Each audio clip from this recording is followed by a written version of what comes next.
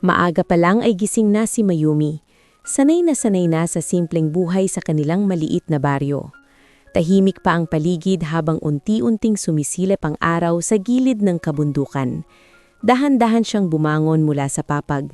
Inayos ang manipis na kumot at agad na tinunggo ang kusina para maghanda ng almusal. Sa murang edad, siya na ang tumayong sandigan ng kanilang pamilya matapos magkasakit ang kanyang ina. Ang ama naman niya ay paminsan-minsan lang makakuha ng sideline bilang tricycle driver, kaya halos sa kanya nakaasa ang pang-araw-araw nilang gastusin. Matapos magluto ng simpleng lugaw, ginising niya ang kanyang ina at pinakain ito ng maayos bago umalis. Bitbit ang bayong na puno ng gulay na siya mismo ang nagtanim at inani, nagsimula na siyang maglakad papunta sa palengke. Hindi biro ang kanyang ginagawa araw-araw, pero para kay Mayumi, hindi ito sakripisyo, kundi responsibilidad na tinanggap niya ng buong puso. Sa palengke, agad siyang naghanap ng pwesto at inayos ang kanyang mga paninda. Kahit pawisan at pagod, hindi nawawala ang ngiti sa kanyang mukha habang kinakausap ang mga suki. Kilala siya bilang masipag at mabait, kaya madalas ay siya ang unang nilalapitan ng mga bumibili. Sa bawat bentang kanyang nagagawa, naiisip niya kung paano niya maitataguyod ang kanyang pamilya kahit papaano. Lumipas ang buong araw sa ganitong gawain. Nang magsimulang magdilim, isa-isa na niyang iniligpit ang natitirang gulay at inilagay muli sa bayong. Kahit kakaunti lang ang kinita, nagpapasalamat pa rin siya dahil kahit paano ay may maibibili siyang gamot para sa kanyang ina.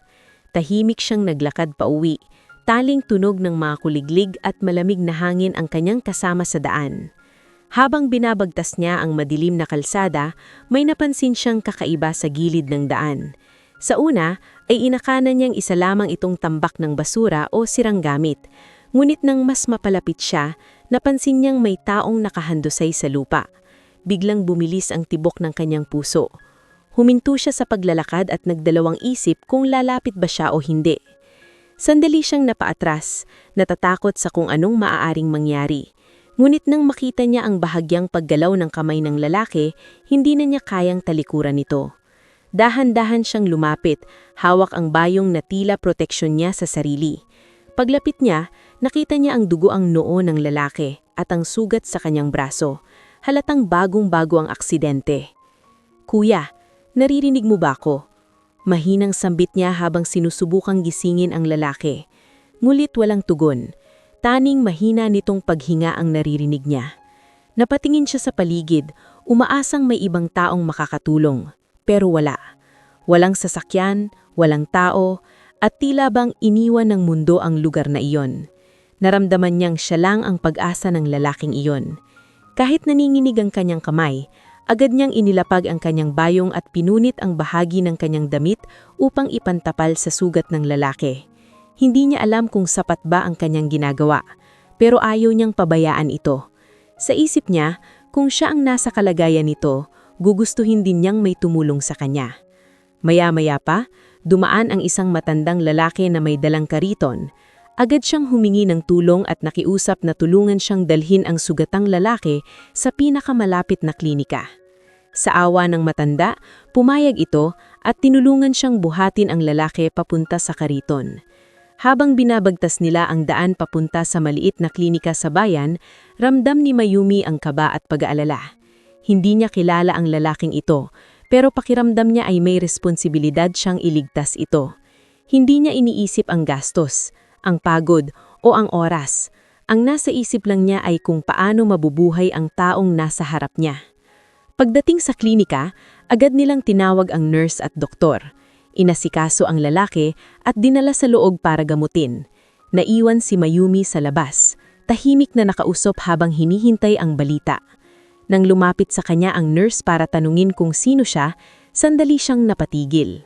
Hindi niya alam ang isasagot. Hindi niya kilala ang lalaki. Wala siyang alam tungkol dito. Pero sa kabila ng lahat, siya ang nagdala dito at siya ang nanindigan na hindi ito pababayaan. "Wala po akong alam sa kanya, pero ako po ang nagdala." Mahinang sambit niya. Makalipas ang ilang sandali, sinabi ng doktor na kinakailangan ng paunang bayad sa gamot at gamutan. Napalunok si Mayumi. Alam niyang hindi sapat ang perang hawak niya. Ngunit nang tignan niya ang pinto kung saan dinala ang lalaki, napapikit siyang sandali at humugot ng lakas ng loob. Dahan-dahan niyang inilabas ang perang kinita niya sa maghapon at iniabot ito sa nurse. Hindi man ito sapat, alam niyang iyon lang ang kaya niyang ibigay sa ngayon. Para sa kanya, mas mahalaga ang buhay kaysa sa anumang halaga ng pera. Hindi niya alam na ang lalaking kanyang tinulungan ay si Leandro Valdez, isang makapangyarihang CEO na hinahanap na ng buong lungsod. Sa gabing iyon, para kay Mayumi, isa lamang siyang taong nangangailangan ng tulong. At sa simpleng desisyon niyang iyon, magsisimulang isang kwento na hindi niya inaasahan na magbabago ang kanyang buhay. Magdamag na halos hindi umalis si Mayumi sa labas ng maliit na klinika. Nakaupo siya sa kahoy na bangko, nakasandal ang likod sa malamig na pader, habang paulit-ulit na sumasagi sa isip niya ang nangyari. Hindi niya lubos maisip kung bakit niya piniling tumulong sa isang estranghero na maaaring magdulot pa ng dagdag na problema sa kanya. Ngunit sa tuwing maaalala niya ang dugoang mukha ng lalaki sa gilid ng daan, alam niyang wala siyang pinagsisisihan.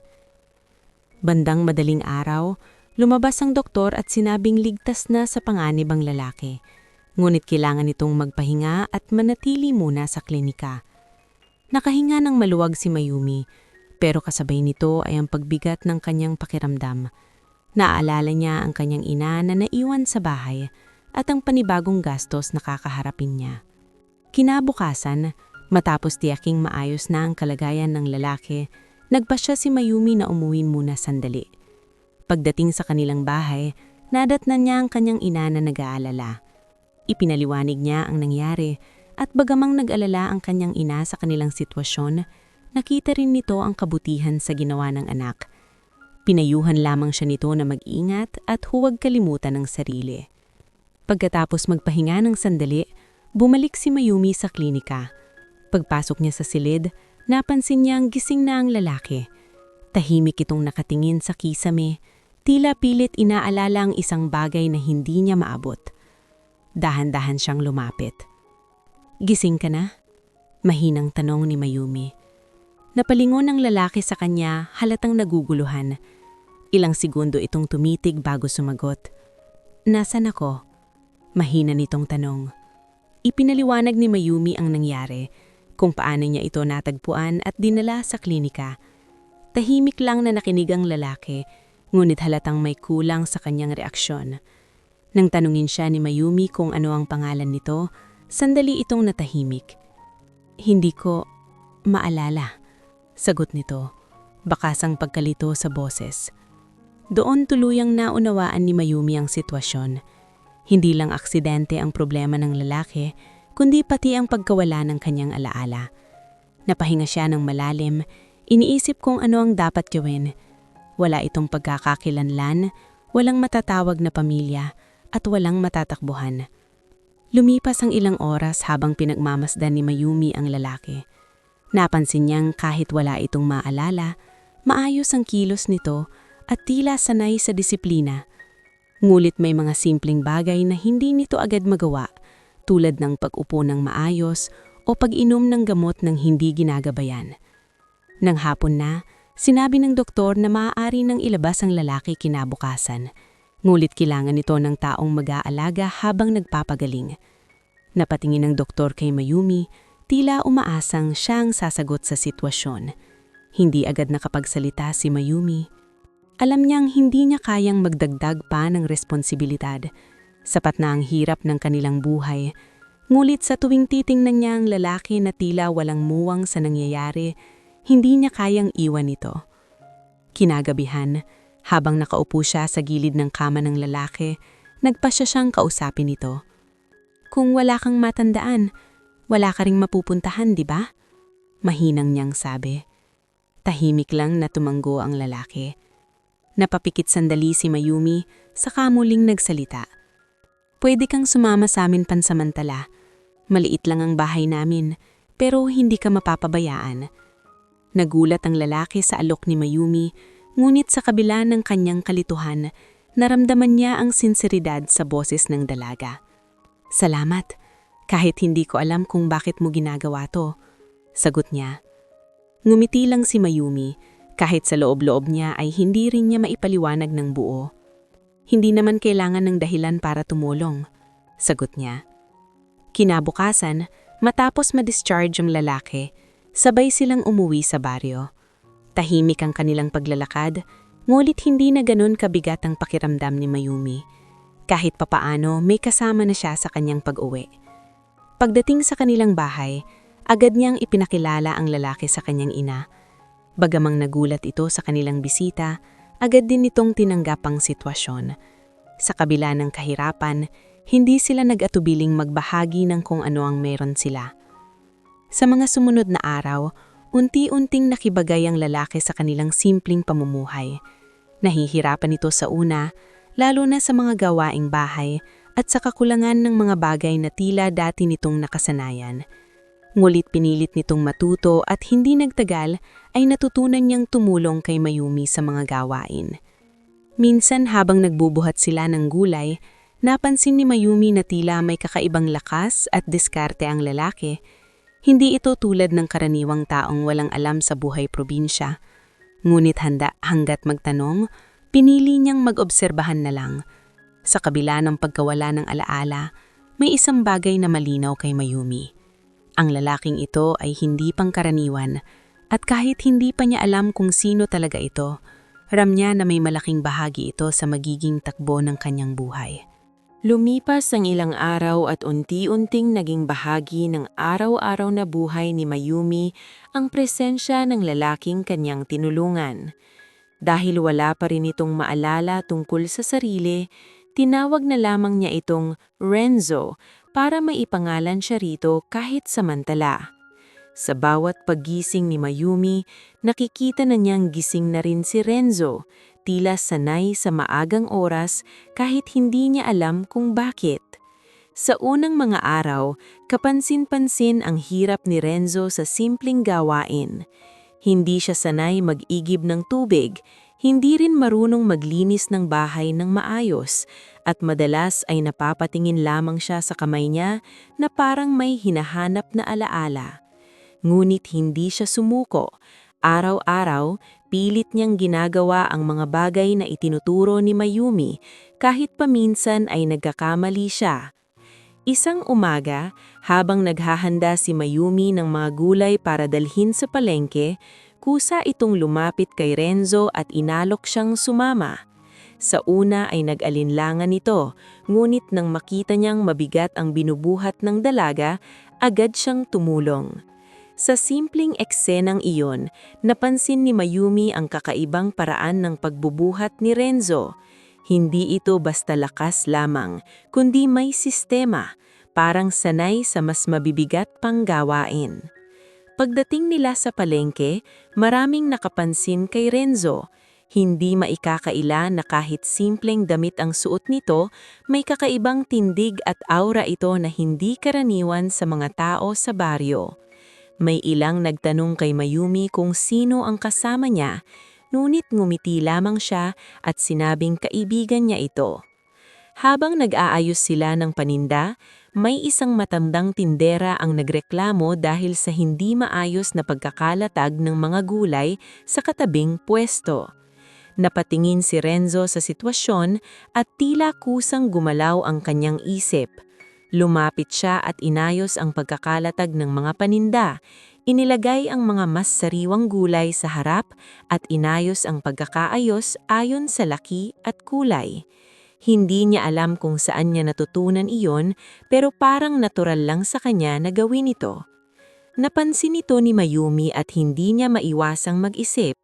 Hindi basta-basta ang ganitong diskarte, para itong isang taong sanay magplano at mag-organisa. Maging ang matandang tindera ay napanganga at napaningiti sa ginawa ni Renzo. "Ang galing mo naman, iho, parang matagal ka nang nagtitinda," sabi ng matanda. Napakamot lamang si Renzo at ngumiti ng bahagya. "Hindi ko rin po alam kung paano ko nagawa," sagot niya, halatang naguguluhan. Sa buong araw na iyon, mas naging magaan ang trabaho ni Mayumi dahil sa tulong ni Renzo. Hindi lang siya nagbuhat ng paninda, kundi tumulong din sa pakikipag-usap sa mga bumibili. Kahit wala siyang maalala, maayos siyang magsalita at marunong makitungo sa tao. May respeto sa kanyang pananalita at kumpiyansa sa bawat galaw. Pag-uwi nila sa baryo, hindi nawala sa isip ni Mayumi ang mga napansin niya. Habang naglalakad sila sa makitid na daan, napatingin siya kay Renzo. Tahimik lamang itong naglalakad, tila may iniisip. "Renzo, dati ka bang nagtatrabaho sa ganito?" Tanong niya ng mahinahon. Napahinto si Renzo at napatingin sa kanya. Ilang segundo itong natahimik bago umiling. "Hindi ko alam, pero pakiramdam ko parang may mga bagay akong dapat alam pero hindi ko na maalala." Tumanggo si Mayumi, ngunit hindi na siya nagtanong pa. Sa halip, pinili niyang panatilihing tahimik at mag-obserba. Habang lumalalim ang kanilang samahan, lalo niyang nararamdaman na ang katahimikan ng kanilang buhay ay hindi magtatagal. Habang patuloy na nagiging payak at tahimik ang buhay ni Mayumi at Renzo sa baryo, may ibang mundong sabay na gumagalaw sa malayo. Sa lungsod, isang malaking kumpanya ang tila nawalan ng direksyon matapos ang biglaang pagkawala ng kanilang pinuno. Ang pangalan ni Leandro Valdez ay paulit-ulit na lumalabas sa balita, kasama ang mga detalye ng kanyang misteryosong pagkawala matapos ang isang aksidente. May mga haka-haka, may mga usap-usapan, at may mga taong desperadong naghahanap sa kanya. Naglabas ng pahayag ang kumpanya, nag-aalok ng malaking halaga para sa sinumang makapagbigay ng impormasyon tungkol sa kinaroroonan ng kanilang CEO. Kumalat ito sa telebisyon, radyo at maging sa social media. Ngunit sa baryong tinitirhan ni Mayumi, bihira lamang makarating ang ganitong balita. Simple ang buhay doon at mas pinapahalagahan ng mga tao ang pang-araw-araw na kabuhayan kaysa sa mga nangyayari sa lungsod. Isang hapon, habang nagtitinda si Mayumi sa palengke, may ilang kabataan ang nag-uusap tungkol sa balitang napanood nila sa cellphone. Isa sa kanila ang may hawak na video kung saan ipinapakita ang mukha ni Leandro Valdez. Hindi sinasadyang napatingin si Mayumi sa screen, ngunit mabilis din siyang napalingon. Sa unang tingin, parang pamilyar ang mukha, ngunit hindi niya ito pinansin. Marahil ay nagkataon lamang, sabi niya sa sarili. Ngunit hindi lahat ay ganoon ang naging reaksyon. May isang babae sa palengke, si Selena, na kilala sa baryo bilang magpagmatsyag at medyo mainggitin ang mas matagal na tumitig sa video. Napansin niya ang pagkakahawig ng lalaking nasa screen sa taong kasama ni Mayumi nitong mga nakaraang araw. Hindi agad siya nagsalita, ngunit may nabuo ng ideya sa kanyang isip. Kinagabihan, habang nagpapahinga si Mayumi at ang kanyang ina, dumaan si Selena sa kanilang bahay, kunwari ay may bibilhin. Nakita niya si Renzo na abala sa pag-aayos ng mga gamit sa labas. Hindi siya nagpakita ng reaksyon, ngunit mas lalo niyang pinatunayan sa sarili na may kakaiba sa lalaking iyon. Sa mga sumunod na araw, mas naging mapagmatsyag si Selena. Tahimik niyang inoobserbahan si Renzo, mula sa kilos nito hanggang sa paraan ng pakikipag-usap. Lalo siyang nakumbinsi na hindi ito pangkaraniwang tao. Isang gabi, nagpasi siyang muling panoorin ang video ng nawawalang CEO at doon tuluyang nagdikit ang mga piraso ng kanyang hinala. "Hindi pwedeng nagkakamali ako," bulong niya sa sarili. Samantala, walang kamalay-malay si Mayumi sa mga nangyayari sa kanyang paligid. Patuloy lang siya sa kanyang gawain, kasama si Renzo na mas lalo pang naging maaasahan sa araw-araw. Ngunit may mga pagkakataon na napapansin niyang tila mas madalas nang matulala si Renzo, lalo kapag may naririnig itong mga salita parang pamilyar sa kanya, tulad ng negosyo o kumpanya. Isang araw, habang nag-aayos sila ng paninda, may dumaan na sasakyan na may dalang malakas na tugtog mula sa radyo. Sa gitna ng musika, narinig ang balita tungkol sa nawawalang CEO. Napahinto si Renzo, tila may kumurot sa kanyang isipan. Hinawak niya ang kanyang ulo at napapikit. "Mayumi, parang may naaalala ako," mahina niyang sabi. Nag-alala si Mayumi at agad niya siyang nilapitan. "Ano yun? Okay ka ba?" Umiling si Renzo. "Hindi ko makuha, parang may nawawala pa rin," sabi niya, halatang nahihirapan. Hindi na ipinilit ni Mayumi ang usapan. Sa halip ay inalayanin niya ito at pinaupo. Ngunit sa loob-loob niya, lalo siyang kinabahan. Hindi niya alam kung ano ang mangyayari kapag tuluyan nang bumalik ang alaala ni Renzo. Sa kabilang banda, mas naging determinado naman si Selena. Kinausap niya ang isang kakilala sa kalapit na bayan at ibinahagi ang kanyang hinala. Hindi nagtagal, may mga taong nagsimulang magtanong-tanong tungkol sa isang lalaking bagong dating sa baryo.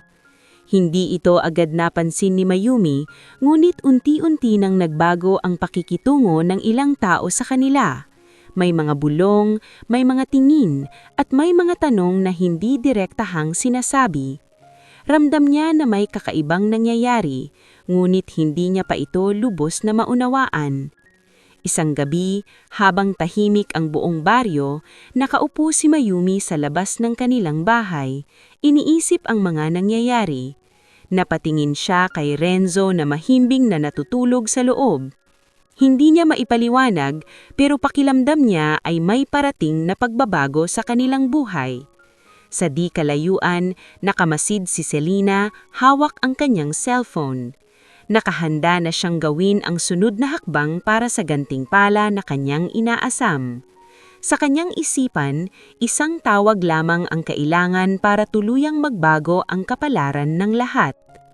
At sa gitna ng katahimikan ng baryo, unti-unti nang lumalapit ang katotohanan na magbubunyag sa tunay na pagkatao ni Renzo at maglalagay sa pagsubok ang kabutihang ipinakita ni Mayumi. Hindi nagtagal matapos ang mga bulong-bulong sa baryo, dumating ang araw na tuluyang nagbago ang tahimik na buhay ni Mayumi. Isang umaga, habang abala siya sa pag-aayos ng mga gulay sa harap ng kanilang bahay, napansin niya ang alikabok na unti-unting umaangat sa dulo ng kalsada. Ilang sasakyan ang paparating, hindi karaniwan sa lugar nila. Mga itim at mamahaling sasakyan na bihirang makita sa baryo. Unti-unting tumigil ang mga ito sa harap ng kanilang bahay. Bumaba ang ilang lalaking nakasuot ng maayos na damit, seryoso ang mga mukha at tila may hinahanap. Napahinto si Mayumi, habang si Renzo naman ay napalingon mula sa kanyang ginagawa, halatang naguguluhan sa biglaang pagdating ng mga ito.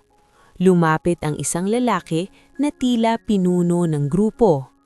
Tinignan niya si Renzo ng mabuti para bang kinukumpirma ang isang matagal na niyang hinahanap.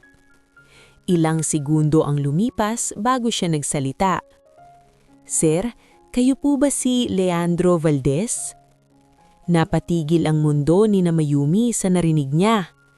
Napatingin siya kay Renzo, umaasang itatanggi nito ang sinabi. Ngunit ang lalaki ay tila natulala, parang may bumabalik na alaala sa kanyang isipan. Unti-unti nitong hinawakan ng kanyang ulo, napapikit at napaatras ng bahagya. "Leandro?" Bulong nito, tila sinusubukang alalahanin ang pangalan. Lumapit ang isang lalaki at nagpakita ng litrato mula sa kanyang cellphone. Ipinakita niya ito kay Renzo. Isang larawan ng isang lalaki na nakaayos, may kumpiyansang tindig at may kaparehong mukha ng lalaking nasa harapan nila ngayon. "Kayo po ito, sir.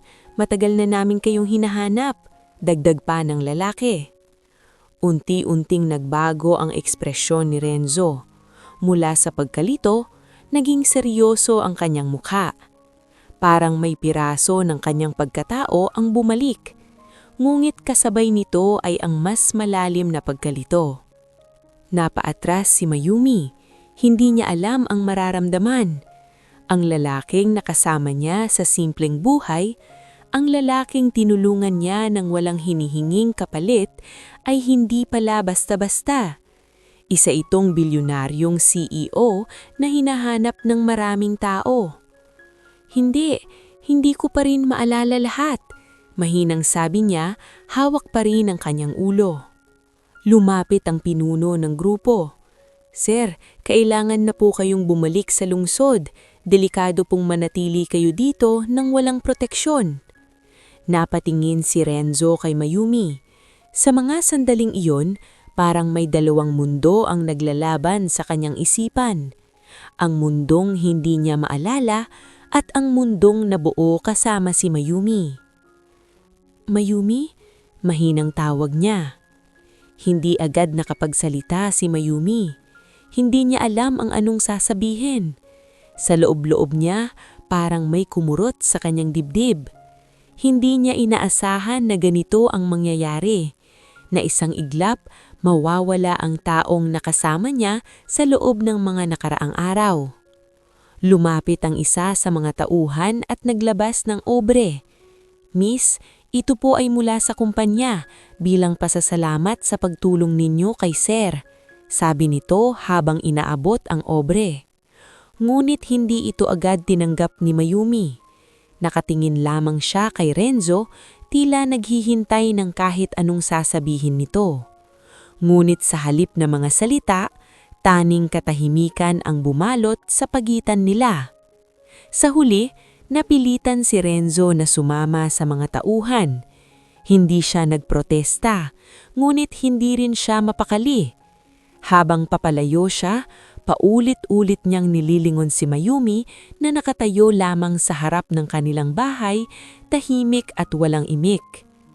Nang tuluyan nang mawala sa paningin ang mga sasakyan, saka pa lamang napaupo si Mayumi. Hindi niya alam ang anong mararamdaman. Halo-halong emosyon ang sumisiksik sa kanyang dibdib. Gulat, lungkot, at isang bagay na hindi niya maipaliwanag.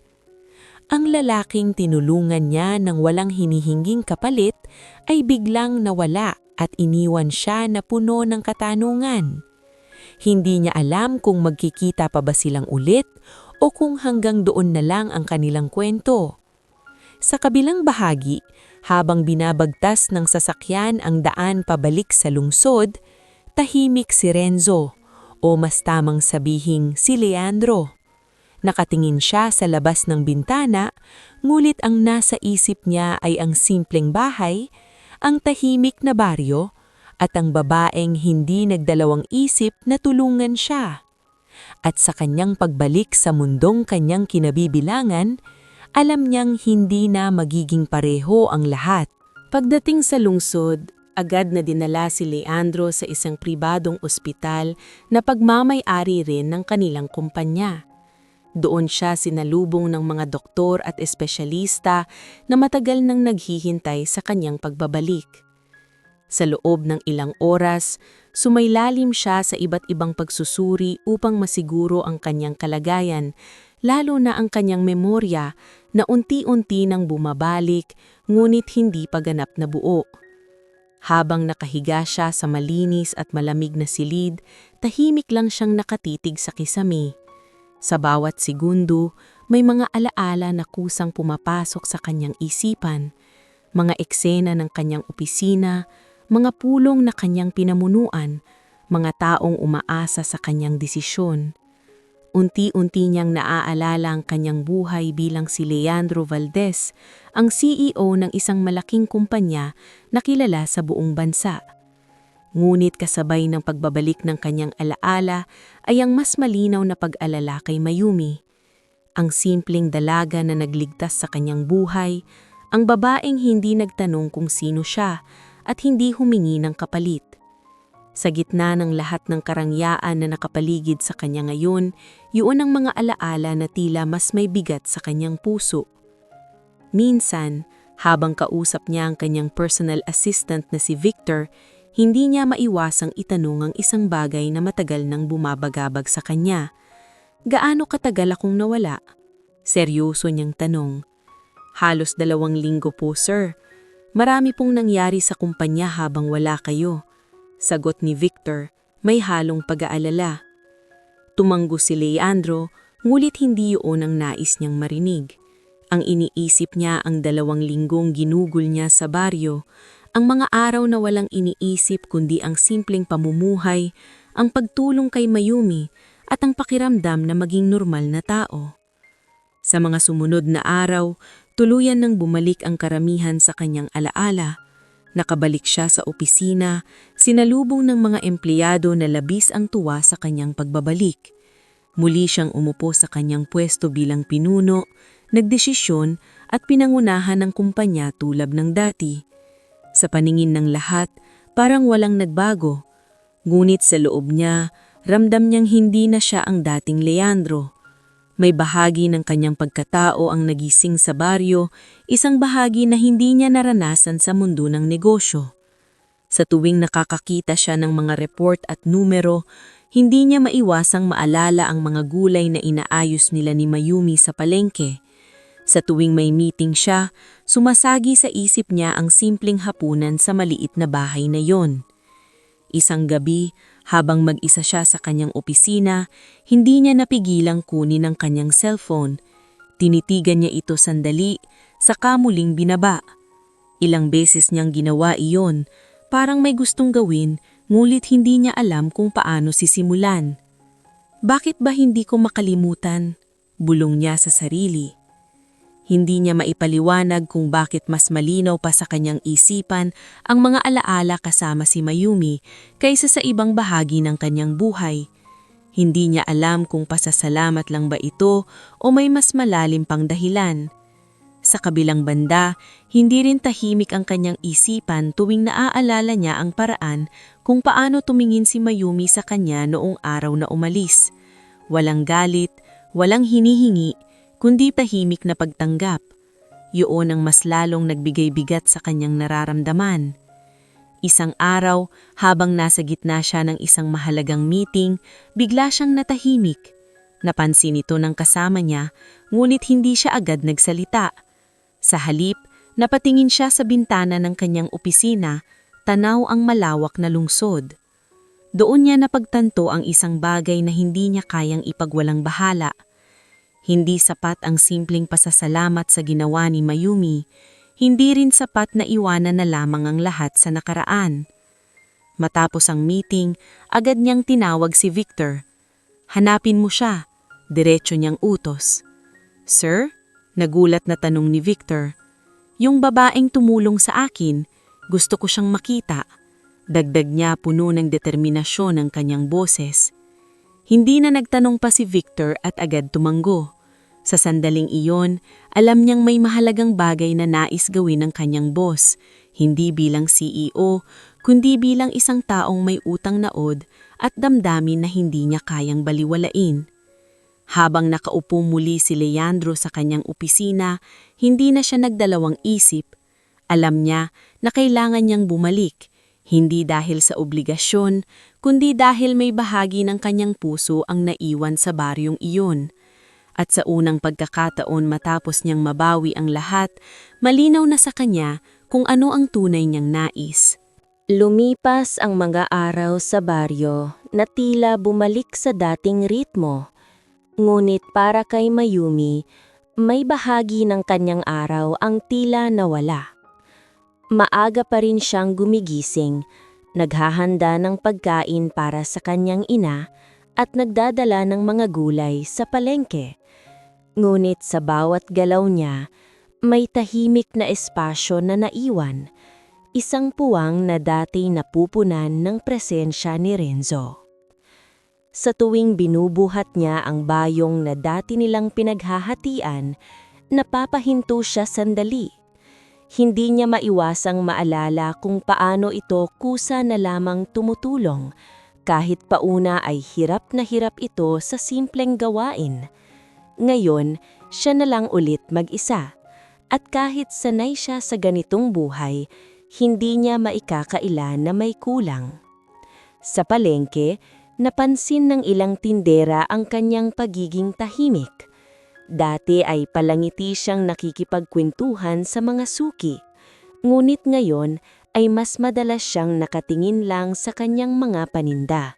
Tila malalim ang iniisip. May mga nagtatanong kung nasaan na ang lalaking kasama niya, ngunit simpleng ngiti lamang ang kanyang isinasagot. Umalis na siya. Iyon lang ang madalas niyang sabihin kahit alam niyang mas malalim pa roon ang kwento. May mga pagkakataon na naririnig niya ang mga bulong ng ibang tao. May ilan na nagsasabing sinuwerte siya dahil nakatulong siya sa isang mayamang tao, habang ang iba naman ay may halong duda kung totoo ba ang lahat. Ngunit hindi niya pinapansin ang mga iyon. Para kay Mayumi, hindi mahalaga kung ano ang tingin ng iba. Ang mahalaga ay ginawa niya ang tama sa panahong kailangan iyon. Isang hapon, habang pauwi siya galing palengke, nadaanan niya ang lugar kung saan niya unang nakita si Renzo. Huminto siya sandali, tinignan ang kalsadang iyon na tila walang nangyari. Tahimik, walang bakas ng aksidente, parang isang ordinaryong lugar lamang. Ngunit para sa kanya, doon nagsimula ang lahat. Napabuntong hininga siya at nagpatuloy sa paglalakad. Hindi niya alam kung bakit bumibigat ang kanyang pakiramdam tuwing naaalala niya ang mga sandaling iyon. Hindi naman niya inaasahan na babalik pa ang lalaki at lalong hindi siya umaasa sa anumang kapalit. Ngunit may isang bahagi ng kanyang puso ang hindi pa rin sanay sa pagkawala nito. Pagdating sa bahay, nadatanan niya ang kanyang ina na nakaupo sa labas, nagpapahangin. Ngumiti ito nang makita siya, ngulit napansin din nito ang lungkot sa mukha ng anak. "Iniisip mo pa rin siya?" tanong ng kanyang ina ng mahinahon. Hindi agad sumagot si Mayumi. Umupo siya sa tabi nito at sandaling tumingin sa malayo bago sumalita. "Hindi ko alam kung bakit, pero parang may naiwan sa akin," mahinang sagot niya. Tumanggo ang kanyang ina, tila nauunawaan ang kanyang nararamdaman. "Normal lang yan. Hindi naman basta nawawala ang mga taong naging bahagi ng buhay natin, kahit saglit lang," sabi nito. Napayuko si Mayumi. Alam niyang tama ang kanyang ina. Ngunit hindi rin niya alam kung paano aalisin ang pakiramdam na iyon. Hindi naman sila nagkaroon ng malinaw na pagtatapos, walang paalam na sapat at walang kasiguraduhan kung magkikita pa silang muli. Sa mga sumunod na araw, pinilit niyang ituon ang sarili sa trabaho.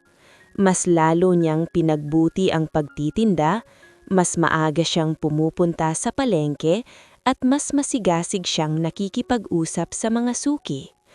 Unti-unti, bumabalik ang dating sigla ng kanyang araw, ngunit may bahagi pa rin na hindi ganap na buo. Isang umaga, habang nag-aayos siya ng paninda, may isang matandang babae ang lumapit sa kanya at nagsabi ng isang bagay na hindi niya inaasahan. "Anak, hindi lahat ng tumutulong ay naghihintay ng kapalit, pero minsan ay bumabalik ang kabutihan sa paraang hindi natin inaasahan," sabi nito habang nakangiti. Napatingin si Mayumi sa matanda, tila nagtataka sa sinabi nito. Ngunit bago pa siya makapagtanong, umalis na ito at nagpatuloy sa paglalakad. Naiwan siyang nag-iisip, hindi niya alam kung bakit tumatak sa kanya ang mga salitang iyon. Marahil ay dahil sa kabila ng lahat, may maliit na bahagi sa kanyang puso ang umaasa pa rin. Sa kabila ng kanyang piniling pananahimik at pagtanggap, may isang bagay na malinaw. Hindi siya nagbago dahil sa nangyari. Nanatili siyang simple, masigap at totoo sa kanyang sarili.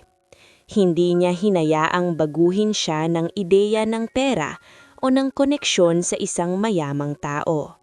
Para kay Mayumi, ang pinakamahalaga ay ang kanyang pamilya at ang kanyang dignidad. At kahit dumaan ng isang taong nagmula sa ibang mundo, pinili niyang manatili sa kung sino siya. Ngunit sa bawat paglubog ng araw, habang pinagmamasdan niya ang kalangitan, hindi niya maiwasang itanong sa kanyang sarili kung may pagkakataon pa bang muling magtagpo ang kanilang landas. At sa katahimikan ng kanyang mundo, hindi niya alam na sa malayo, may isang taong patuloy na naghahanap ng daan pabalik sa kanya.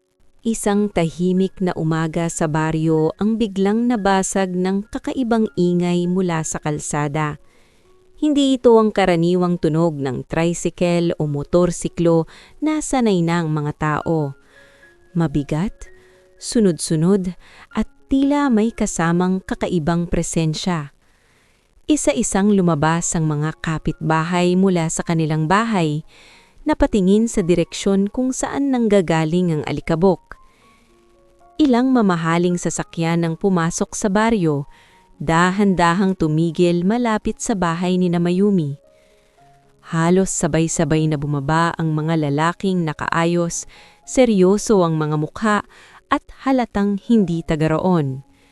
Sa gitna ng mga ito, bumukas ang pinto ng isang sasakyan at mula rito ay bumaba ang isang lalaking agad nakakuha ng atensyon ng lahat.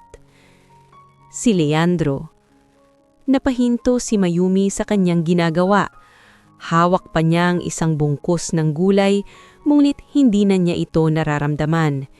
Nakatingin lamang siya sa lalaking ilang araw nang hindi niya nakikita, ngunit malinaw pa rin sa kanyang isipan ang bawat sandaling magkasama sila.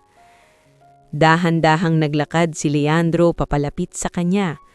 Wala ang magulong anyo na nakita niya noon. Maayos na ang suot nito, maayos ang tindig, at halatang bumalik na ito sa mundong kinabibilangan nito. Ngunit sa kabila ng lahat, may isang bagay na hindi nagbago. Ang paraan ng pagtingin nito sa kanya. Huminto ito ilang hakbang ang layo sa kanya. Sandaling katahimikan ang bumalot sa kanilang dalawa, habang ang buong baryo ay nakamasid. Mayumi. Mahinahon niyang tawag. Hindi agad nakasagot si Mayumi. Hindi niya alam kung ano ang sasabihin. Ang dami niyang gustong itanong, ngunit tila nawala na ang lahat ng salita sa kanyang bibig. Lumapit pa si Leandro ng kaunti. Pasensya ka na kung bigla akong nawala. Hindi man lang ako nakapagpaalam ng maayos. Sabi niya, bakas ang sinseridad sa kanyang boses. Napayuko si Mayumi sandali bago muling tumingin sa kanya. Ayos lang, kailangan mo naman talagang bumalik, sabi niya, pilit pinapakalma ang sarili. Tumanggo si Leandro. Pero hindi ibig sabihin nun na kakalimutan ko ang lahat ng ginawa mo, dagdag niya. Sa likuran, napapabulbong ang mga tao. Hindi nila inaasahan ng simpleng baryo nila ay dadalawin ng isang taong tulad ni Leandro.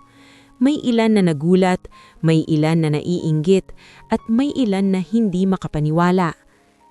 Muling nagsalita si Leandro. Nandito ako para magpasalamat, pero higit pa doon, gusto kitang tulungan. Direkta niyang sabi. Napakunot ng noo ni Mayumi. Hindi mo naman kailangang gawin yan, sagot niya agad. Ngunit umiling si Leandro. Hindi ito bayad sa ginawa mo. Hindi ko kayang bayaran ang iniligtas mo, pero gusto kong makatulong sa iyo at sa pamilya mo. Paliwanag niya. Ilang tauhan niya ang lumapit at may dalang mga dokumento. Ipinaliwanag nila na handa ang kumpanya na magbigay ng puhunan para sa negosyo ni Mayumi, pati na rin tulong medikal para sa kanyang ina.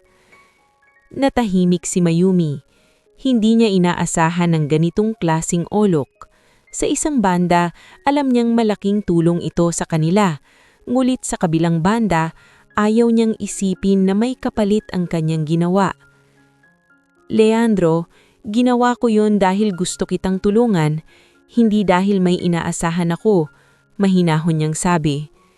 Tumanggo si Leandro, tila inaasahan na ang sagot na yon. Alam ko, Kaya nga mas lalo kong gustong gawin ito dahil alam kong hindi ka humingi ng kahit ano. Sagot niya.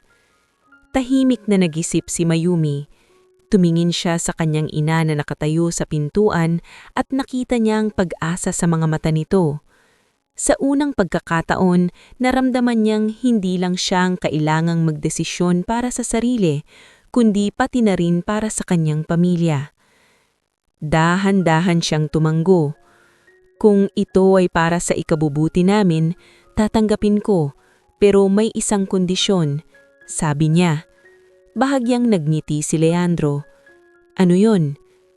Hindi magbabago ang trato mo sa akin, hindi dahil sa kung sino ka o kung ano ang kaya mong ibigay. Direkta niyang sabi. Hindi nagdalawang isip si Leandro. Hindi yon magbabago. Sabi niya, seryoso ang tingin. Sa sandaling yon, tila may bagong yugto na nagsimula sa pagitan nila. Hindi na lamang ito tungkol sa utang na loob o kabutihan. Unti-unti may mas malalim na koneksyon na nabubuo. Sa mga sumunod na araw, nagsimula ang pagbabago sa buhay ni Mayumi. Tinulungan siyang mapalago ang kanyang negosyo, nadagdagan ang kanyang paninda at unti-unting gumaan ang kanilang buhay. Ngunit sa kabila ng lahat, nanatili siyang simple at hindi nagbago. Mas naging inspirasyon siya sa baryo. Marami ang humanga sa kanya hindi dahil sa tulong na natanggap niya, kundi dahil sa kabutihang ipinakita niya nang walang hinihinging kapalit. At sa bawat araw na lumilipas, mas lalo pa ring nagiging malinaw na ang muling pagkikita nila ni Leandro ay hindi lamang aksidente, kundi simula ng mas malalim na kwento na patuloy pang huhubogin sa kanilang dalawa. Hindi naging biglaan ang pagtanggap ni Mayumi sa tulong na inalok ni Leandro. Sa mga unang araw matapos ang pagdating nito sa baryo, kapansin-pansin ang pag-iingat niya sa bawat kilos. Kahit may mga tauhan na dumadalaw para mag-asikaso ng mga dokumento at plano para sa negosyo, nanatili siyang mapagmatsyag, tinitiyak na hindi siya nawawala sa sarili niyang prinsipyo. Isang umaga, habang magkasama silang nag-aayos ng mga bagong paninda sa palengke, muling nag-usap ang dalawa ng mas maayos. Hindi na tulad ng unang pagkikita nilang puno ng gulat at emosyon. Mas kalmado na ngayon ang lahat, pero mas malinaw din ang mga bagay na kailangang pag-usapan. Leandro, mahinang tawag ni Mayumi habang inaayos ang mga gulay. Sigurado ka ba talaga sa lahat ng to? Napatingin si Leandro sa kanya, seryoso ang ekspresyon. Oo, hindi ito basta desisyon lang, pinag-isipan ko to. Napabuntong hininga si Mayumi. Ayoko lang kasi na balang araw may marinig akong na parang may utang ako sa'yo, diretso niyang sabi. Umiling si Leandro agad. Wala kang utang sa akin. Kung meron man, ako ang may utang sa'yo. At hindi ko yun kayang bayaran ng kahit anong halaga, sagot niya ng may diin.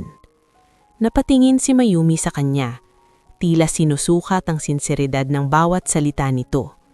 Hindi niya nakikita ang yabang o pagmamataas na inaasahan niya sa isang tulad ni Leandro. Halip, mas nakikita niya ang isang taong totoo sa nararamdaman. Sa mga sumunod na linggo, nagsimula nang magbago ang maliit nilang negosyo. Sa tulong ng puhunan na ibinigay ni Leandro, nadagdagan ang kanilang paninda. Naging mas maayos ang kanilang pwesto at dumami ang kanilang mga suki. Hindi na lamang gulay ang kanilang ibinebenta, kundi pati na rin ilang produktong dati hindi nila kayang ilagay sa tindahan. Ngulit sa kabila ng lahat ng pagbabago, hindi nagbago si Mayumi. Siya pa rin ang unang gumigising, siya pa rin ang nagbubuhat ng paninda, at siya pa rin ang nakikipag-usap ng maayos sa bawat bumibili. Hindi niya hinayaan na ang tulong na natanggap niya ay magbago sa kanyang pagkatao. Napansin ito ng mga tao sa baryo. Marami ang humanga sa kanya, hindi dahil sa koneksyon niya sa isang mayamang tao, kundi dahil nanatili siyang totoo sa sarili. Unti-unti, naging inspirasyon siya sa iba, lalo na sa mga kapwa niyang nagtitinda na nagsisimula pa lamang. Sa kabilang banda, mas naging madalas ang pagdalaw ni Leandro sa baryo.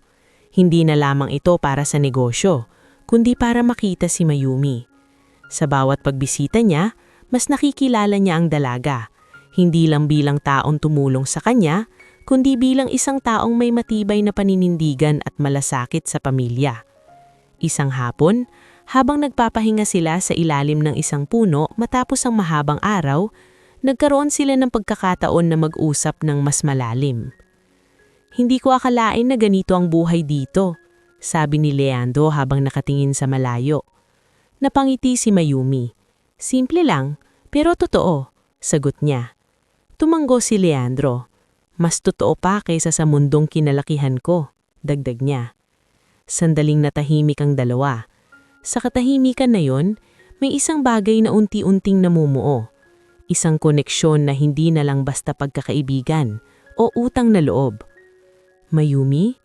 Muling tawag ni Leandro. Medyo mababa ang boses. Napalingon siya. "Bakit?" Saglit na nag-isip si Leandro bago magsalita. "Hindi ko alam kung kailan nagsimula, pero mahalaga ka na sa akin," direkta niyang sabi. Napatigil si Mayumi. Hindi niya inaasahan ng mga salitang iyon. Sa dami ng nangyari, hindi niya naisip na aabot sa ganito ang kanilang relasyon. Hindi agad siya nakasagot. Halip, napatingin siya sa lupa, tila pinipilit ayusin ng kanyang iniisip. Alam niyang hindi biro ang sinasabi ni Leandro, at alam din niyang hindi simple ang sitwasyon nila. "Leandro, magkaiba tayo ng mundo," mahinang sabi ni Mayumi. Ngulit umiling si Leandro. "Oo, magkaiba, pero hindi ibig sabihin na hindi pwedeng magtagpo," sagot niya ng may diin. Napatingin si Mayumi sa kanya. Sa mga mata niya, wala siyang nakikitang alinlangan, taning determinasyon at katapatan. Sa mga sandaling iyon, naramdaman ni Mayumi na unti-unti niyang binubuksan ng sarili sa posibilidad na hindi niya kailanman inaasahan. Hindi na lamang ito tungkol sa pagtulong o pasasalamat. May mas malalim ng dahilan kung bakit patuloy silang nagkikita. At habang patuloy na umuunlad ang kanilang buhay, mas lalo ring tumitibay ang kanilang ugnayan. Isang ugnayang sinusubok ng pagkakaiba ng kanilang mundo, ngunit pinatatatag ng katotohanang pareho nilang pinipiling manatili. Hindi naging madali ang mga sumunod na araw matapos ang pag-aamin ni Leandro kay Mayumi. Bagamat hindi siya agad tumugon sa nararamdaman nito, hindi rin niya itinanggi ang unti-unting pagbabago ng kanyang damdamin. Sa tuwing magkasama sila, mas nagiging natural ang kanilang usapan.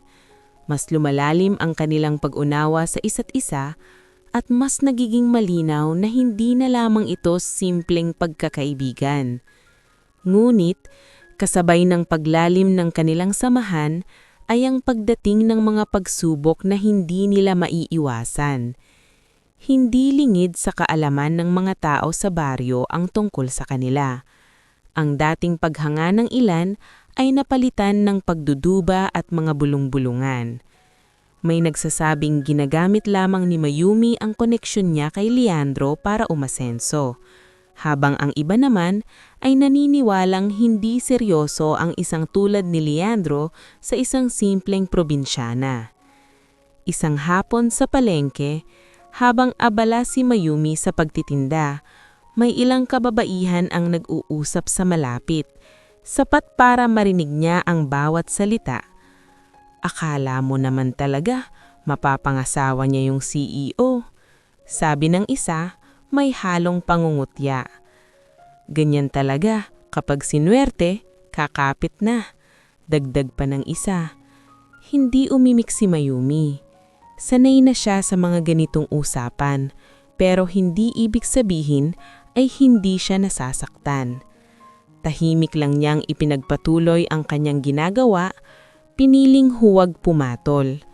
Ngunit sa loob niya, ramdam niya ang bigat ng mga salitang iyon. Sa kabilang banda, sa lungsod, hindi rin naging madali para kay Leandro ang sitwasyon. May mga kasamahan siya sa kumpanya na hindi sumasang-ayon sa kanyang madalas na pagpunta sa baryo. May mga ilan na nagbawala na maaaring makaapekto ito sa kanyang imahe bilang CEO. May mga investors din na nagsimulang magtanong tungkol sa kanyang personal na buhay. Isang araw, habang nasa meeting siya, hindi na napigilan ng isa sa mga board members na magtanong, "Leandro, totoo bang may relasyon ka sa isang babae mula sa probinsya?" Diretsyong tanong nito. Tahimik ang buong silid habang hinihintay ang kanyang sagot. Ngunit, hindi nag-alinlangan si Leandro. "Kung totoo man, ano ang problema?" Kalmado niyang sagot. Nagkatinginan ang mga kasama niya. Hindi ito tungkol sa problema, kundi sa imahe ng kumpanya. Kailangan mong isaalang-alang ang posisyon mo, paliwanag ng isa. Ngunit umiling si Leandro. Ang pagiging CEO ko ay hindi dahilan para baguhin ko kung sino ang gusto kong makasama. Matatag niyang sagot.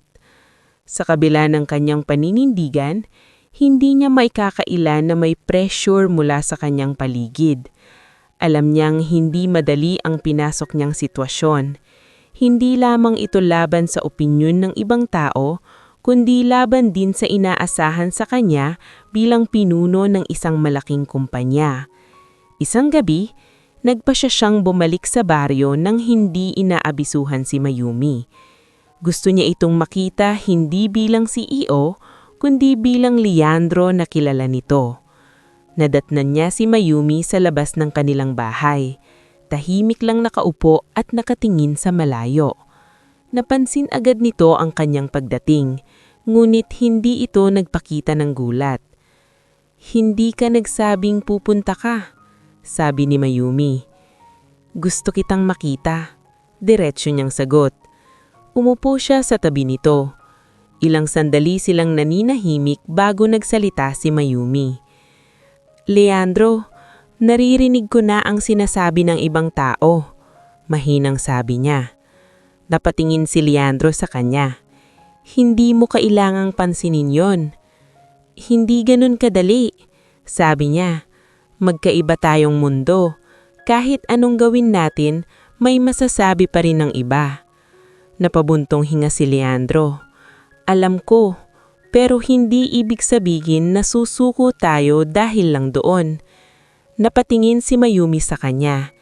"Hindi ako natatakot sa sasabihin ng iba. Ang kinatatakutan ko, baka isang araw, ikaw na mismo ang mapagod." Tahimik si Leandro sa narinig niya. Ngunit sa halip na mag-alinlangan, mas naging matatag ang kanyang ekspresyon. "Hinding-hindi ako mapapagod kung ikaw ang dahilan." Sa mga salitang iyon, may bahagi ng puso ni Mayumi na unti-unting lumambot. Nakita niya ang katapatan sa mata ni Leandro at sa unang pagkakataon, hindi na siya nag-alinlangan. Hindi niya alam kung ano ang mangyayari sa hinaharap, pero alam niyang hindi niya kayang itanggi ang nararamdaman niya. At sa gitna ng lahat ng pagdududa at pagsubok, pinili nilang ipaglaban ang kanilang nararamdaman, hindi dahil madali, kundi dahil totoo. Sa paglipas ng mga linggo, unti-unting humupa ang ingay ng mga usap-usapan sa baryo. Ngunit hindi tuluyang nawala ang mga mata na patuloy na nagmamasid kina Mayumi at Leandro. Gayunpaman, sa halip na magpalamon sa opinyon ng iba, mas pinili nilang tahimik na ipakita ang katotohanan ng kanilang samahan. Mas naging madalas ang pagpunta ni Leandro sa baryo, hindi na lamang bilang bisita, kundi bilang taong may layunin. Hindi niya basta iniwan ang kanyang responsibilidad sa lungsod, bagkus ay natutunan niyang balansehin ang kanyang oras. Sa umaga, abala siya sa pamamahala ng kumpanya, sa mga pulong at desisyong kailangang gawin, ngulit sa tuwing may pagkakataon, bumabalik siya sa baryo, hindi bilang CEO, kundi bilang simpleng lalaking nais makasama si Mayumi. Hindi rin naging madali ang desisyong iyon. Maraming beses siyang kinwestiyon ng kanyang mga kasamahan, pinayuhan na mag-focus sa kanyang posisyon, at may mga nagbanta pang maaaring maapektuhan ang kanyang negosyo. Ngunit sa bawat pagsubok, mas lalo lamang naging malinaw sa kanya kung ano ang tunay na mahalaga. Samantala, sa baryo, Tuloy-tuloy ang pagbabago sa buhay ni Mayumi. Sa tulong ni Leandro, hindi lamang lumago ang kanilang maliit na negosyo, kundi nagkaroon din ng oportunidad ang ibang tao sa komunidad. Nagkaroon ng mas maayos na sistema sa palengke, nadagdagan ang kita ng mga tindera, at may ilan pang natulungan na makapagsimula ng sariling kabuhayan. Ngunit sa kabila ng lahat ng ito, nanatili si Mayumi sa kanyang pagiging simple. Siya pa rin ang nakikipag-usap sa mga suki, siya pa rin ang nag-aasikaso ng paninda, at siya pa rin ang unang tumutulong sa mga nangangailangan. Hindi siya nagbago, at iyon ang lalong nagpahanga sa mga taong unti-unting nagbago ang pananaw sa kanya. Isang hapon, habang magkasama silang naglalakad ng gilid ng bukirin, napag-usapan nila ang mga bagay na matagal na nilang hindi direktang natatalakay. Alam mo, dati hindi ko iniisip na may ganitong klasing buhay, sabi ni Leandro habang nakatanaw sa malayo. Napaniti si Mayumi. Anong klasing buhay? Yung simple, yung walang pressure, walang expectations, yung totoo lang, sagot niya. Sandaling natahimik si Mayumi bago sumagot. Hindi naman kailangang piliin mo kung saan ka masaya. Pwede mo namang pagsabayin kung gusto mo.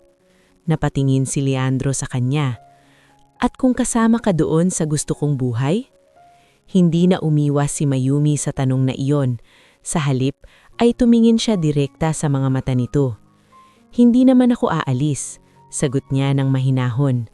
Sa simpleng sagot na iyon, tila nabunutan ng tinik si Leandro. Hindi man enggrande, ngunit sapat na iyon para malaman niya na hindi siya nag-iisa sa laban na pinili nilang tahakin. Sa mga sumunod na buwan, mas naging matatag ang kanilang samahan. Hindi na nila pinansin ang mga pagdududa ng iba. Sa halip ay pinatunayan nila sa pamamagitan ng kanilang mga ginagawa na ang relasyon nila ay hindi basta emosyon lamang, kundi isang desisyong pinaninindigan araw-araw. Isang araw, nagkaroon ng maliit na pagtitipon sa baryo bilang pasasalamat sa mga pagbabagong nangyari. Doon, maraming tao ang lumapit kay Mayumi at nagpasalamat sa tulong na naibahagi niya kahit alam nilang may bahagi roon si Leandro. Ngunit para sa kanila, ay si Mayumi ang naging tulay ng pagbabago. Habang nakatayo sila sa gilid ng pagtitipon, pinagmamasdan ang mga taong masaya, napangiti si Leandro. Hindi ko akalain na dito ko mararanasan ang ganito, sagi niya. Napatingin si Mayumi sa kanya. Ano? Yung pakiramdam na hindi lang sarili ko ang iniisip ko, yung may mas malalim na dahilan kung bakit ko ginagawa ang mga bagay. Tumanggo si Mayumi. Siguro yun talaga ang tunay na yaman. Sa mga sandaling iyon, malinaw sa kanilang dalawa na ang lahat ng nangyari ay hindi aksidente. Ang pagtatagpo nila, ang mga pagsubok na dinaanan nila, at ang mga desisyong ginawa nila ay humantong sa isang bagay na higit pa sa inaasahan nila. Hindi man perpekto ang kanilang mundo, natutunan nilang buuin ito sa paraang kaya nila. Isang mundo na hindi nasusukat sa estado sa buhay, kundi sa kabutihan, respeto at pagmamahal.